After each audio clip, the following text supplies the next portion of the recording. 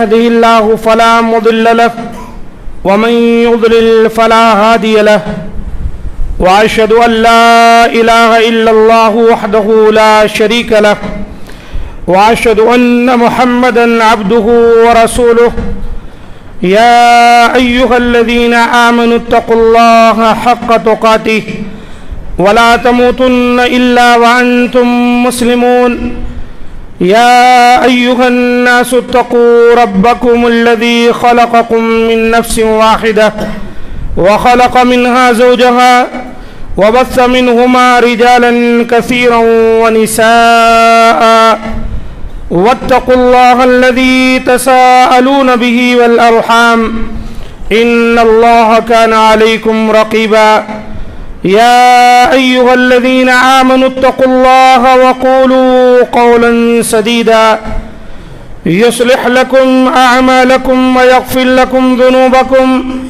ومن يطع الله ورسوله فقد فاز فوزا عظيما أما بعد فإن خير الحديث كتاب الله وخير الهدي هدي محمد صلى الله عليه وسلم وشر الأمور محدثاتها وكل محدثة بدعة وكل بدعة ضلالة وكل ضلالة في النار. قال الله تبارك وتعالى في القرآن المجيد والفرقان الحميد: فأعوذ بالله السميع العليم من الشيطان الرجيم من همزه ونفخه ونفثه بسم الله الرحمن الرحيم. وإذا بشر أحدهم بالأنثى ظل وجهه مسودا وهو قضيم يتوارى من القوم من سوء ما بشر به أيمسكه على هون أم يدسه في التراب ألا ساء ما يحكمون. رب اشرح لي صدري ويسر لي أمري واحلل عقدة من لساني يفقه قولي رب زدني علما ربنا لا علم لنا إلا ما علمتنا إنك أنت العليم الحكيم. معزز سامعین کرام، آج کے خطبہ مسنونہ کے بعد قرآن حکیم سورۃ النحل کی 2 آیتیں میں نے آپ کے سامنے تلاوت کی ہیں، آیت نمبر 58 اور 59۔ ان آیتوں میں اللہ رب العزت نے اسلام کے آمد سے قبل، یعنی نبی صلی اللہ علیہ وآلہ وسلم کہ رسول بنائے جانے، نبی بنائے جانے سے پہلے، جس کو جاہلیت کا دور کہا جاتا ہے، لوگ عورتوں کے ساتھ، بچیوں کے ساتھ کیا معاملہ کرتے تھے، اس کا ذکر اللہ تعالی نے کیا ہے۔ فرمایا جب ان میں سے کسی کو لڑکی کی ولادت کی خوشخبری دی جاتی تھی، وَإِذَا بُشِّرَ أَحَدُهُمْ بِالْأُنثَىٰ ظَلَّ وَجْهُهُ، جب کسی کو اس کے گھر بچی پیدا ہوئی ہے اس بات کی بشارت دی جاتی، خوشخبری دی جاتی، تو اس کا چہرہ مارے غم و غصے کے سیاہ پڑ جاتا تھا۔ بجائے وہ اس بشارت کو قبول کرے، غصے میں آ جاتا تھا۔ وَهُوَ قَضِيمٌ، دل ہی دل میں کڑنے لگتا تھا۔ اللہ تعالیٰ نے فرمایا یتوارا من القوم من سوء، وہ لوگوں سے چھپا چھپا پھرتا تھا، کہیں لوگ اس کو دیکھ نہ لیں، اپنا چہرہ چھپائے پھرتا تھا۔ ما بشر بھی، جو خبر اس کو دی گئی ہے اس کو اس قدر برا جانتا تھا کہ اس بری خبر سے اپنا چہرہ چھپائے چھپائے لوگوں کے درمیان سے دور دور بھاگتا تھا، اور دل میں یہ خیال کرتا تھا ایمسکہ علی ہون ام یدسہ فی التراب، کہ ذلت و رسوائی کے باوجود اپنے پاس اس لڑکی کو جو تولد ہوئی ہے رکھے، یا پھر اس کو مٹی کے نیچے دبا دے۔ اللہ تعالیٰ نے فرمایا الا ساء ما یحکمون، بہت ہی افسوسناک اور برا فیصلہ ہے جو وہ کیا کرتی تھی۔ تو دیکھیں اسلام جو ہے جب آیا تو ان بچیوں کو ایک بہت اونچا مقام دیا۔ اس کے آنے سے پہلے یہ تو عرب کی سرزمین پر تھا، نبی صلی اللہ علیہ وسلم کی آمد سے پہلے جاہلیت کے دور میں تھا، لیکن اسلام ایک ایسا اچھا مذہب ہے جس نے خواتین کو، بچیوں کو بہت اونچا مقام دیا۔ ورنہ دنیا تو یہ کہنے سے بھی قاصر تھی کہ عورت آیا اللہ کی کوئی مخلوق ہے یا نہیں ہے، یہ انسان ہے یا نہیں ہے، وہ تو یوں بھی کہا کرتے تھے یہ کوئی اور مخلوق ہے۔ بلکہ ان کے یہاں یہ بات بھی پائی جاتی تھی کہ عورت جو ہے یہ بری مخلوق ہے اور برائی کو جنم دینے والی اور شر کا منبع ہے۔ وہ لوگ سمجھتے تھے دنیا کے اندر جتنی برائیاں پیدا ہوتی ہیں یہ سب انہی عورتوں کی وجہ سے ہوتی ہیں۔ اسے گھر کی لونڈی سمجھتے تھے، اس کا کوئی مقام نہ تھا۔ ہمارے ملک ہندوستان میں جو عورتوں کے لیے بڑی بڑی باتیں کی جاتی ہیں، آج انگلی اٹھاتے ہیں اسلام پر کہ اسلام نے خواتین کو کوئی مقام نہیں دیا، جبکہ ہندوازم میں یہ بات موجود تھی کہ اگر کوئی شخص وفات پا جاتا تو اس کی بیوی کو زندہ رہنے کا حق نہیں تھا، یا اچھی بیوی وہ سمجھی جاتی تھی جو اپنے شوہر کے چتا میں کود کر اپنی جان دے دے، اسے لوگ زندہ نہیں رکھتے تھے۔ جن کے ہاں یہ تصور تھا وہ لوگ آج اسلام پر انگلی اٹھا رہے ہیں۔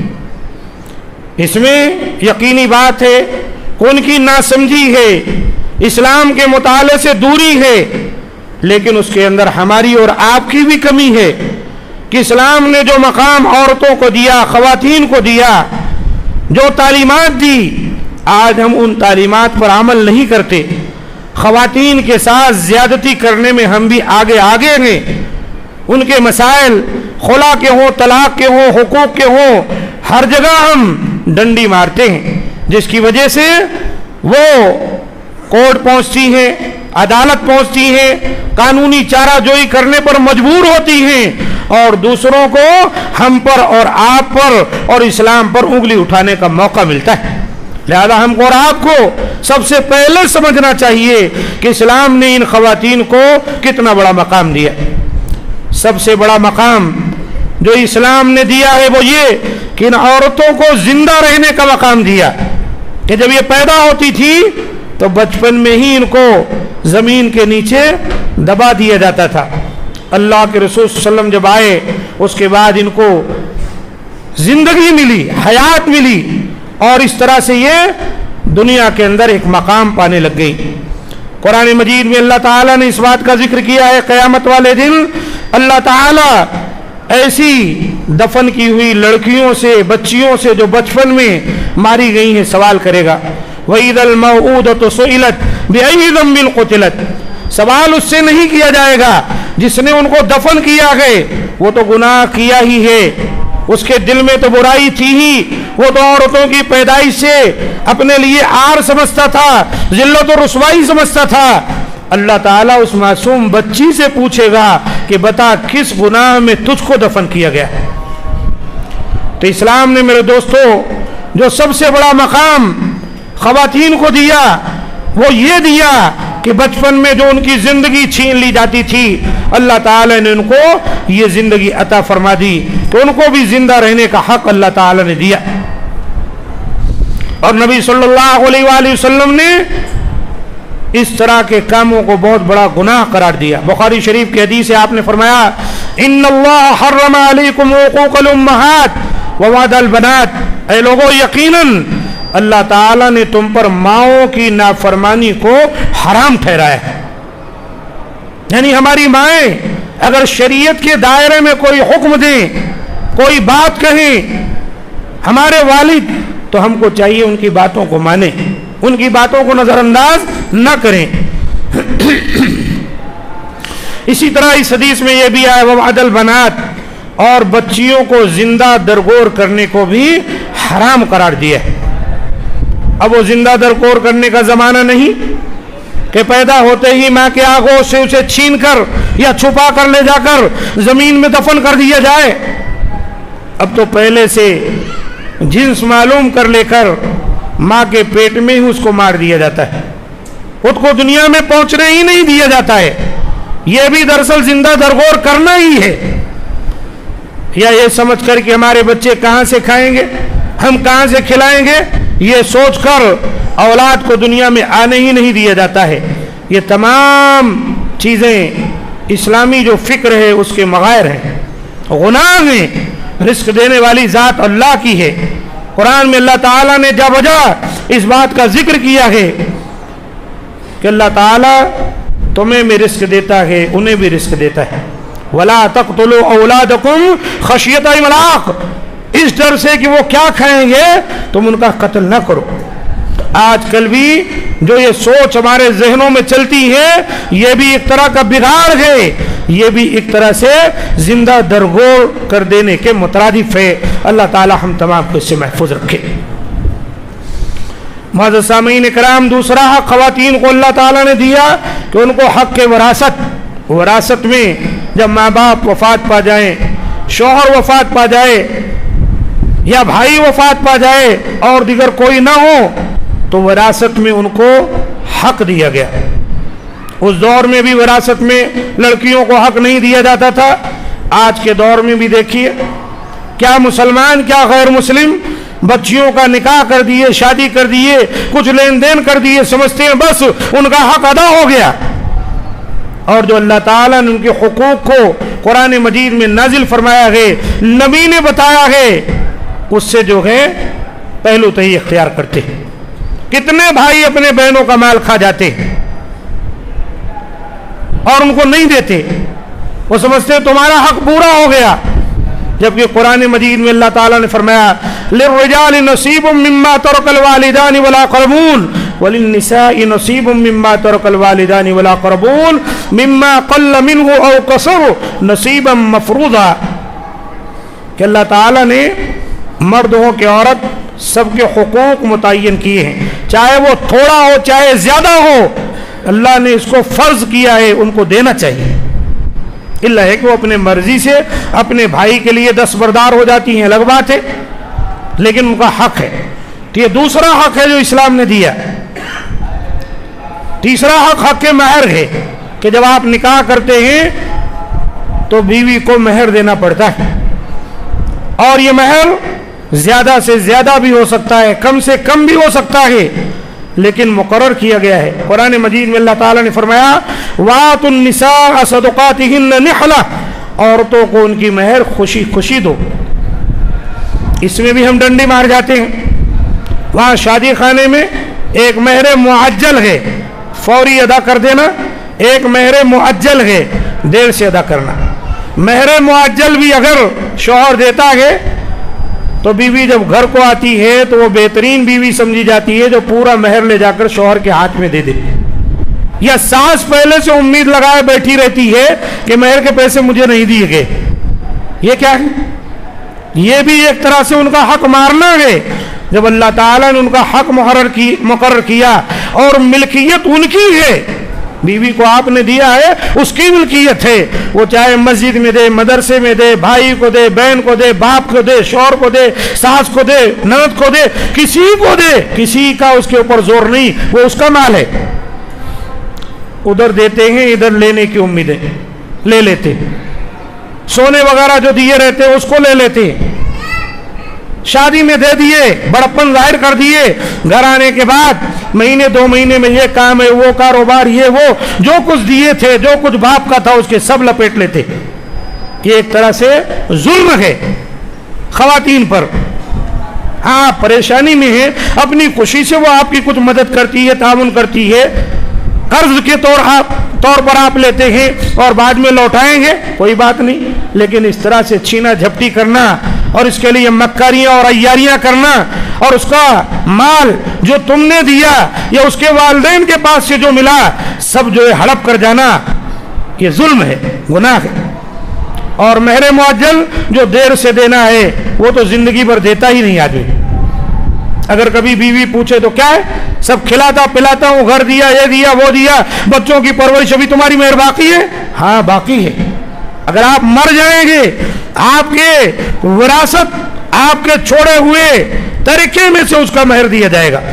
اگر نہیں اس کا مہر ملتا ہے, قیامت کے دن وہ تمہارا گریبان پکڑ سکتی ہے. لہذا نکاح کے وقت جو لوگ مہر نہیں دیے ان کو چاہیے جس قدر جلدی ہو سکے اپنے بیوی کا مہر دے دیں. یہ اللہ رسول کا حکم ہے, اس میں کوتاہی نہ کریں. اگر کریں گے تو خود جو ہے گویا خواتین اور بیوی کے حقوق کو مارنے والے بنے. بلکہ ایک حدیث ایسی بھی ہے, اگر کوئی مہر مانگتا ہے, نیت اس کی یہ ہے کہ وہ مہر نہیں دے گا, تو اللہ کے رسول نے فرمایا وہ اپنے بیوی کے ساتھ نکاح کرنے کے باوجود زنا کرتا ہے, بدکاری کرتا ہے, وہ اس کی بیوی کی حیثیت سے نہیں ہے. جب پہلے ہی ارادہ تھا کہ مجھے دینا ہونا نہیں ہے, بس بات دو. اور آج اکثریت ایسے لوگوں کی پائی جاتی ہے. چوتھا حق یہ ہے کہ اسلام نے مختلف حیثیتوں سے عورتوں کے ساتھ عزت و تکریم کا معاملہ کیا ہے. عورت کو اگر ماں کی حیثیت سے ہے تو اس کے ساتھ حسن سلوک کا حکم دیا, ماں کی مخالفت کو حرام قرار دیا, ماں کی خدمت کو دخول جنت کا سبب بتلایا, اور یہ بتایا ہے کہ جنت ماں کے قدموں تلے. ایک صحابی ایک مرتبہ اللہ کے رسول کے پاس آئے اور کہا یا رسول اللہ, لوگوں میں میرے حسن سلوک کا سب سے زیادہ مستحق کون ہے؟ اللہ کے رسول نے کہا امک, تیری ماں. پھر پوچھا پھر کون ہے؟ کہا تیری ماں. پھر پوچھا پھر کون ہے؟ کہا تیری ماں. پھر سوال کیا تو آپ نے فرمایا ثم اباک, پھر تیرا باپ. دیکھا آپ نے, ماں کے درجے کو باپ کے مقابل میں 3 گنا بڑھا کر پیش کیا گیا ہے.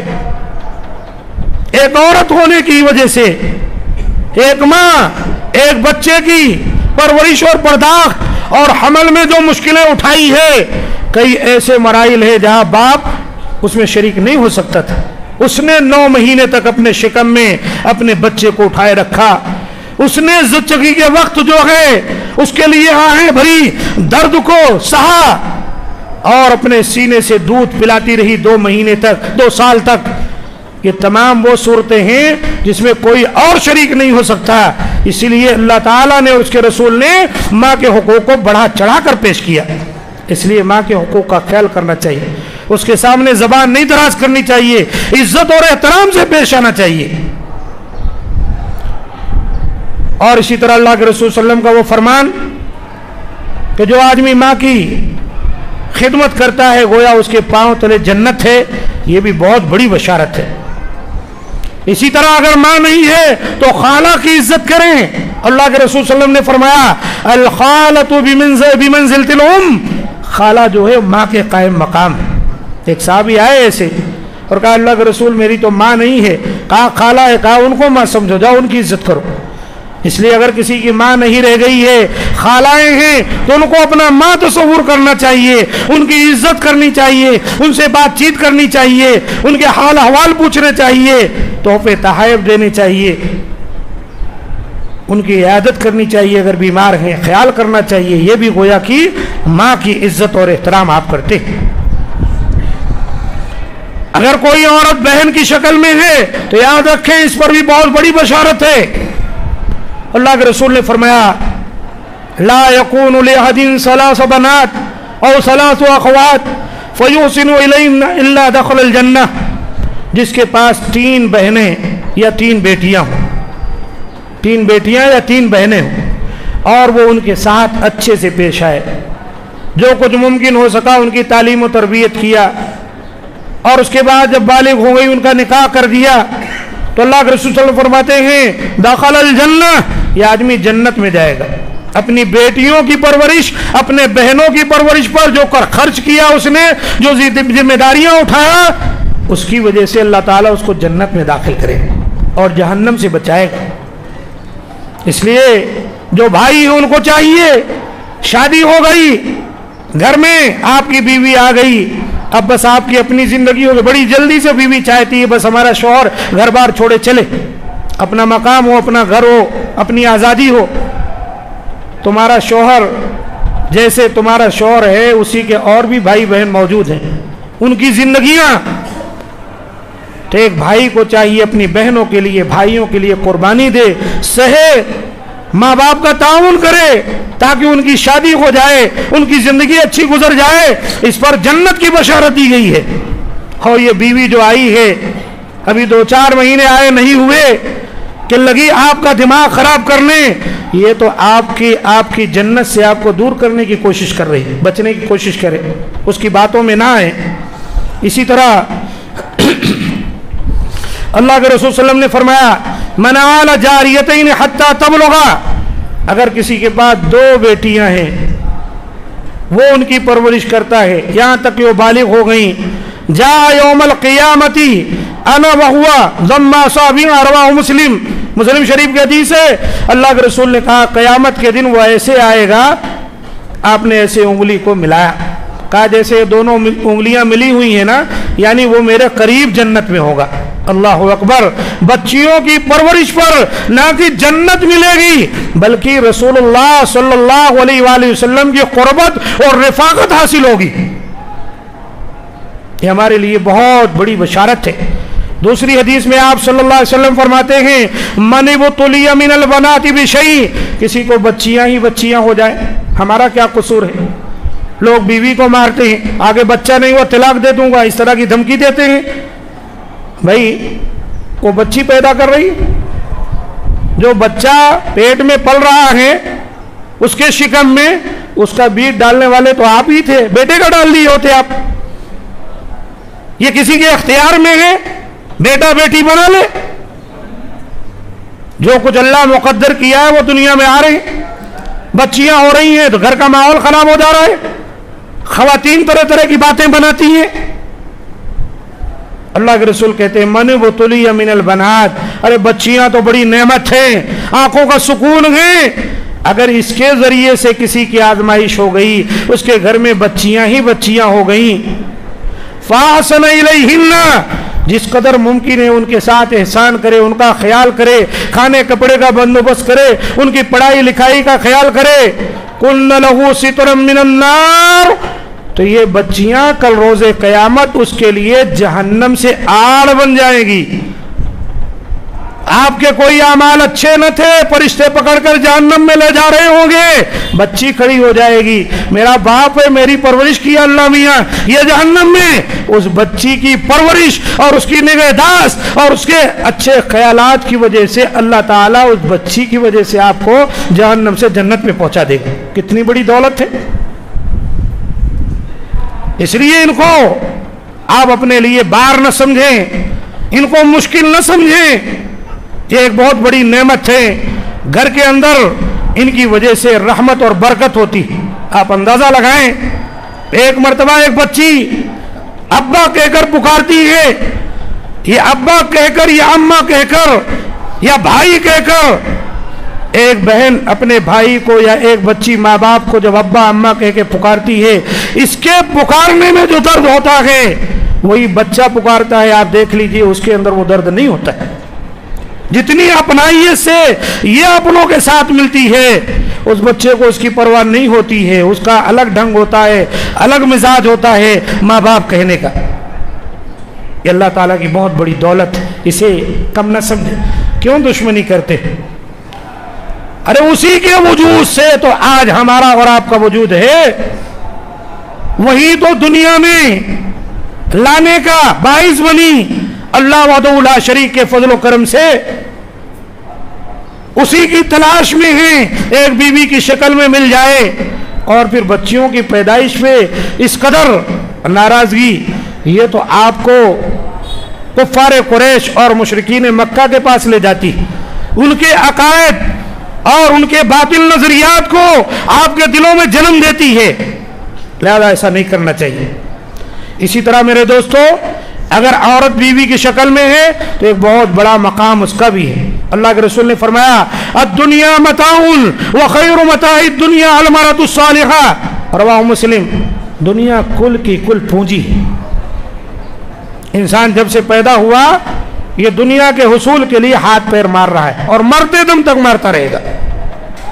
اللہ کے رسول کہتے ہیں یہ دنیا کی تمام پونجی میں، دنیا کے تمام فائدے میں، دنیا کے تمام بینیفٹ میں سب سے بہترین پونجی اگر تمہارے لیے کوئی ہے، المرأة الصالحہ، نیک بیوی۔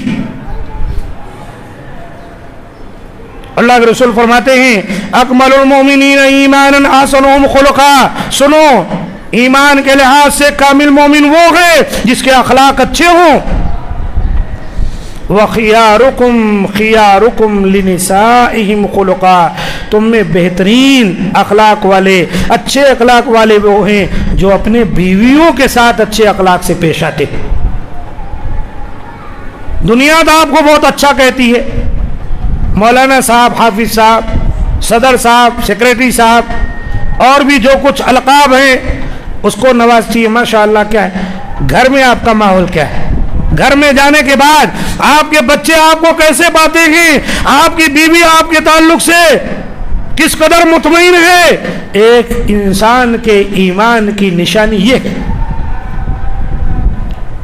اس لیے اگر اس سلسلے میں کچھ کوتاہی ہے تو دور کریں، انسان ہے، کبھی کبھی غلطیاں ہو جاتی ہیں، بیوی کی طرف سے بھی کچھ باتیں بڑھ جاتی ہیں، شوہر کی طرف سے بھی انبن ہو جاتی ہے، مسائل کو ختم کرے، مل کے محبت کے ساتھ رہے۔ اللہ کے رسول نے فرمایا کہ تم میں کا کوئی اپنے بیوی کو یوں نہ چھوڑے، ایک مومنہ بیوی ہے نا تو ایک مومن آدمی کو چاہیے اسے ترک نہ کرے، ممکن ہے اس کے اندر کوئی ایک خلق، اس کے اخلاق میں سے کوئی ایک خلق آپ کو ناپسند ہو، باقی اور کوئی چیزیں اس میں بہتر ہو۔ قرآن نے کہا اللہ تعالیٰ کوئی اور خیر و بھلائی اس میں پیدا فرما دے گا، لہذا صبر و تحمل کے ساتھ زندگی گزارنی چاہیے۔ اللہ کے رسول نے اپنے آپ کو پیش کیا، کہا خیرکم خیرکم لأہلہ وانا خیرکم لأہلی، لوگوں تم میں بہتر وہ ہے جو اپنے اہل و عیال کے ساتھ بہتر ہے، اور میں اپنے بیویوں کے ساتھ بہتر ہوں۔ اللہ کے رسول صلی اللہ علیہ وسلم اپنی اہلیاؤں کے ساتھ بڑے اعلیٰ اخلاق سے پیش آیا کرتے تھے۔ لقد کان لکم فی رسول اللہ اسوۃ حسنہ، ایک مسلمان ہونے کی حیثیت سے نبی کی زندگی جو ہے، آپ کے معمولات زندگی جو ہیں وہ ہمارے لیے کیا ہیں، اسوہ ہیں، ہم کو چاہیے اس کا مطالعہ کرے، اس کو پڑھے، اس کے مطابق ہماری زندگی ہونی چاہیے۔ اسی طریقے سے ایک حق اور بھی ہے، وہ یہ ہے پانچواں حق کہ اسلام نے عورتوں کے فطری کمزوریوں کو ملحوظ رکھا ہے۔ نماز روزہ فرض ہے، لیکن جانتے ہیں عورت کو اللہ نے کمزور بنایا ہے، اس کی طبیعت میں کمزوری ہے، دماغ میں کمزوری ہے، اس کی وجہ سے اللہ تعالیٰ نے کچھ ایام اس پر ایسے آتے ہیں اس میں اللہ تعالیٰ نے نماز کو معاف کر دیا۔ نماز کتنا بڑا فریضہ ہے جانتے ہیں؟ سب سے پہلے قیامت کے دن نماز کے بارے میں سوال ہوگا۔ کوئی مسلمان ہوتا ہے تو سب سے پہلے اس پر نماز فرض ہوتی ہے، لیکن اللہ نے اپنی ان بندیوں پر رحم کرتے ہوئے کہ ان کو جو 6-7 دن کے ایام ان کے مخصوص پیریڈ ہوتے ہیں اس میں کہا نماز پڑھنے کی ضرورت ہی نہیں اور لوٹانے کی بھی ضرورت نہیں، معاف کر دیا۔ اتنی بڑی جو چھوٹ اللہ تعالیٰ نے ان کو دی ہے تو اس کا معنی ہے ان عورتوں کا مقام اللہ تعالیٰ کے ہاں بہت بڑا ہے، اللہ نے ان کی ایسی عزت و تکریم کی۔ مرد آدمی اگر چھوڑ دے تو گناہ عظیم کا مرتکب ہوگا، جان بوجھ کر چھوڑتا ہے تو کافر بھی بن سکتا ہے۔ جب تک ہوش و حواس ہے، بستر مرگ پر پڑا ہوا ہے، اگر دماغ کام کر رہا ہے نماز پڑھنی، وضو نہیں کر سکتا، تیمم نہیں کر سکتا، ناپاک ہے، نجس ہے، نجاست کی تھیلیاں لگی ہوئی ہیں، لیکن دماغ زندہ ہے، چل رہا ہے، اس کو دماغ سے وضو کرنا پڑے گا، دماغ سے نماز پڑھنی پڑے گی اس کو۔ جسم ساتھ نہیں دیتا، جسم چھوڑے، دماغ ساتھ دیتا۔ اب وہ تصور میں گویا وضو کر رہا ہے، وضو کر کے فارغ ہوا، گویا تصور میں اب اللہ اکبر کہہ رہا ہے، اب گویا پہلی رکعت دوسری رکعت، اس طرح سے نماز فرض اس کو ادا کرنی ہوگی۔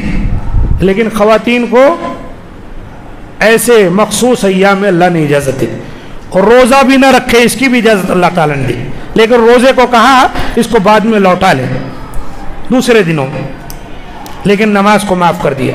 اس سے بھی ہم سمجھ سکتے ہیں کہ اسلام نے خواتین کو اونچا مقام دیا ہے۔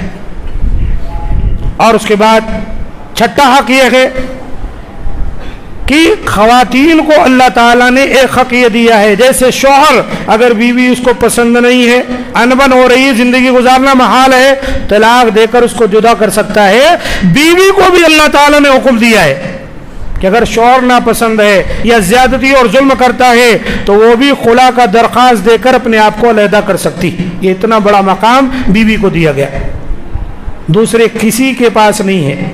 وہ لوگ زندگی بھر اس کے بیوی کے نام پر رہے یا جائیں، برائی کریں، بدکاری کریں، تو یہ اللہ تعالیٰ کی بہت بڑی نعمت ہے، عورتوں کو یہ مقام دیا۔ عورتوں کو چاہیے بات بات میں خلا کا مطالبہ نہ کرے کہ یہ گناہ ہے، جتنا ہو سکے کوشش کرے زندگی گزارنے کی، گزر بسر کرنے کی، لیکن اگر کوئی مجبوری آ جائے، حالات اس طرح پیچیدہ ہو جائے کہ زندگی گزارنا مشکل ہے، تو اسلام نے اختیار دیا ہے وہ خلا کی درخواست کر کے اپنے آپ کو علیحدہ کر سکتی ہے۔ ساتواں حق یہ ہے کہ اسلام نے تعلیم و تربیت جہاں مردوں کے لیے رکھی وہیں اللہ تعالیٰ نے خواتین کے لیے بھی رکھا ہے۔ طلب العلم فریضہ علی کل مسلم، بعض ضعیف روایتوں میں مسلم کے ساتھ مسلمہ بھی آیا ہے۔ کیا ہے؟ علم کا حاصل کرنا جس طرح مردوں پر فرض ہے عورتوں پر بھی فرض ہے۔ نبی صلی اللہ علیہ وسلم کے زمانے اقدس میں خواتین نبی صلی اللہ علیہ وسلم سے گزارش کیا کرتی تھی کہ یا رسول اللہ صلی اللہ علیہ وسلم ہفتے میں ایک دن ہمارے لیے بھی مقرر کر دیں، ہم خواتین ہیں، ہم بھی کچھ آپ سے سیکھنا چاہتے ہیں۔ اللہ کے رسول جایا کرتے تھے اور ان کو تعلیم دیا کرتے تھے۔ خواتین کبھی کبھی مسائل پوچھنے اللہ کے رسول صلی اللہ علیہ وسلم کی خدمت میں حاضر ہو جایا کرتی تھی۔ خواتین میں بھی بڑی بڑی جلیل القدر عالمہ تھیں، فاضلہ تھیں۔ حضرت عائشہ صدیقہ رضی اللہ تعالیٰ عنہ، ان کے پاس بڑے بڑے صحابہ کرام زانوِ تلمذی، یعنی ان کے پاس آ کر بیٹھ کر مسئلے مسائل پوچھا کرتے تھے۔ بسا اوقات جب کسی کی سمجھ میں بات نہیں آتی تھی تو حضرت عائشہ صدیقہ رضی اللہ تعالیٰ عنہ اس گتھی کو سلجھا دیا کرتی تھی قرآن و سنت کے ذریعے، اور بھی جو علم وافر اللہ نے ان کو عطا کیا تھا۔ تو یہ کہنا خواتین کو تعلیم نہیں دلانی غلط بات ہے۔ خواتین کو اول درجے پہ تعلیم دلائیں۔ کیوں؟ خواتین تنہا علم حاصل کر کے عمل نہیں کرے گی، بلکہ وہ تو خود اپنے آپ میں ایک تربیت گاہ، ایک مدرسہ، ایک مکتب ہے۔ اگر وہ پڑھی لکھی رہے گی تو اس کے آغوش میں جو بچہ آئے گا تو گویا گھر سے ہی اس بچے کا مدرسہ شروع ہو گیا۔ کیا حلال ہے، کیا حرام ہے، کیا جائز ہے، کیا ناجائز ہے، کیا مستحب ہے، کیا کرنا ہے، کیا نہیں کرنا ہے، ساری تعلیم ایک ماں اپنے بچوں کو، بچیوں کو بچپن سے ہی دے گی، جب پڑھی لکھی ہوگی تب۔ اس کے لیے ہم کو اور آپ کو چاہیے خواتین کے تعلیم و تربیت کا انتظام کریں۔ اور یہ بھی ضروری نہیں جیسا ہم سوچتے ہیں کہ تعلیم و تربیت بچپن میں بڑی عمر کی خواتین بھی سیکھ سکتی، مسجدوں میں انتظام کرنا چاہیے، بلکہ کیا جاتا ہے۔ آئیں وہ درس دروس میں حصہ لیں، روزانہ گھنٹے آدھا گھنٹے بیٹھے مسائل سنیں، لکھیں، پڑھیں، کتاب لے جائیں، مطالعہ کریں، الحمدللہ بہت ساری معلومات ان کو حاصل ہو جائے۔ اسی کو کہتے ہیں علم حاصل کرنا۔ یہ کس نے کہہ دیا کہ علم جو ہے بچپن میں بچوں کے کندھوں پر آپ بوجھ لاد کر علم حاصل، یہ کس نے کہہ دیا؟ اللہ کے رسول 40 سال میں نبوت پاتے ہیں اور صحابہ کرام سب بڑے بڑے ہیں، کوئی 40 کا، کوئی 60 کا، کوئی 30 کا، کوئی 35 کا، کوئی 15 کا، اور ایسا علم حاصل کیے۔ آج امت کے پاس جتنا علم کا ذخیرہ ہے سب انہی صحابہ کرام کا ہی لکھا ہوا، پڑھا ہوا، بتایا ہوا ہمارے سامنے موجود ہے۔ تو تعلیم بالغہ بھی بڑا مؤثر اس سلسلے میں اثر چھوڑ سکتا ہے ہماری زندگی کے اندر۔ ہم کو اور آپ کو چاہیے کہ اس کا خیال کریں۔ اور اسی طریقے سے اللہ کے رسول صلی اللہ علیہ وسلم نے بہت ساری باتیں اپنی امت کو بتائی ہیں، ہم کو اور آپ کو چاہیے کہ ہم لوگ اس کا خیال کریں اور اس سلسلے میں کوتاہی نہ کریں، اور یہ سمجھیں خواتین اللہ تعالیٰ کی بہت بڑی نعمت ہے ہمارے اور آپ کے لیے۔ علامہ اقبال بہت بڑے شاعر گزرے، انہوں نے ایک جگہ کہا، وجود زن سے ہے تصویر کائنات میں رنگ۔ اس دنیا کے اندر، اس دنیا ایک تصویر ہے، اس تصویر کے اندر جو رنگینیاں ہیں، جو بہاریں ہیں، یہ عورتوں کی وجہ سے ہیں۔ اگر یہ نہ ہو تو یہ کائنات کی تصویر ایک تصویر ہی رہ جائے گی، اس کی کوئی حقیقت نہ ہوگی۔ اسی کے ساتھ سے ہے زندگی میں سوز دروں، کہ اسی کے چہچہانے سے اور اسی کے وجود سے اور اسی کے خوشیوں سے ہماری زندگیوں کے اندر ایک خوشی ہے، ہماری زندگیوں کے اندر ایک گہما گہمی ہے، ہماری زندگیوں کے اندر ایک امنگ ہے۔ اگر یہ نہ ہو تو کچھ نہ ہو، اور یہ ایک حقیقت ہے۔ اس لیے عزیز ساتھیوں، ہم کو اور آپ کو چاہیے کہ ہم خواتین کے مقام کو سمجھیں اور ان کو وہ مقام دیں، اور خواتین کو چاہیے وہ خود اپنے مقام کو سمجھیں۔ اللہ اور اس کے رسول نے ان کو کیا مقام دیا ہے۔ جیسے قومیں کہتی ہیں کہ اسلام نے 4 دیواری میں ان کو قید کر دیا ہے، بات ایسی نہیں ہے۔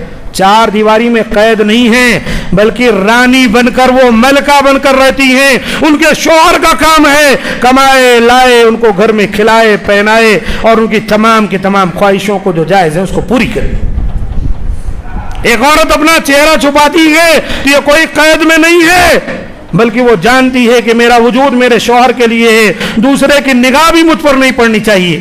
اور قرآن نے کہا ہے اگر ایک عورت اس طرح پردہ کرتی ہے، اپنے اوپر چادر ڈال لیتی ہے، تو قرآن مجید میں اللہ تعالیٰ نے فرمایا ہے کہ یہ چیز ان کے لیے زیادہ پاکیزہ ہے، یعرفنا، وہ پہچان لی جاتی ہیں، فلا یوزین، اور ان کو کوئی تکلیف نہیں دی جاتی۔ ایک خاتون جب با پردہ چلتی ہے، کسی کے اندر ہمت اور حوصلہ نہیں اس کو چھیڑ سکے، چھیڑتا تو اس کو ہے جو چھیڑنے کے لیے دعوت گناہ دی تھی۔ اللہ تعالیٰ سے دعا ہے کہ مولا کریم ہم تمام کو جو باتیں بیان کی گئیں ان کو سمجھ کر اس کے مطابق عمل کرنے کی توفیق دے، اور اس سلسلے میں جو کوتاہیاں سرزد ہوتی ہیں اللہ تعالیٰ ہم تمام کو توفیق دے کہ ہم اس کی اصلاح کریں۔ مولا کریم ہمیں توفیق دے کہ ہم اپنے خواتین کی، چاہے وہ ہماری بیٹیاں ہوں، بہنیں ہوں، بیویاں ہوں، مائیں ہوں، خالائیں ہوں، پھوپھیاں ہوں، نانیاں ہوں، دادیاں ہوں، جو بھی ہیں جس رشتے سے ہیں، ہم ان کے مقام کو سمجھیں، ان کے مرتبے کو سمجھیں، ان کو عزت دیں، ان کو مقام دیں، اور ان کے دعاؤں کے مستحق بنے۔ اللہ تعالیٰ سے دعا ہے کہ مولا کریم جہاں کہیں مسلمان رہتے بستے ہیں اللہ تعالیٰ ان تمام کی پریشانیوں کو دور فرمائے، ان کے مال کی، ان کی عزت کی، ان کی آبرو کی، ان کی خون کی اللہ تعالیٰ حفاظت فرمائے، ہماری دعاؤں کو اللہ تعالیٰ قبول فرمائے کہ یقیناً وہی قبول کرنے والا ہے۔ سبحان ربک رب العزت عما یصفون وسلام علی المرسلین والحمد للہ رب العالمین۔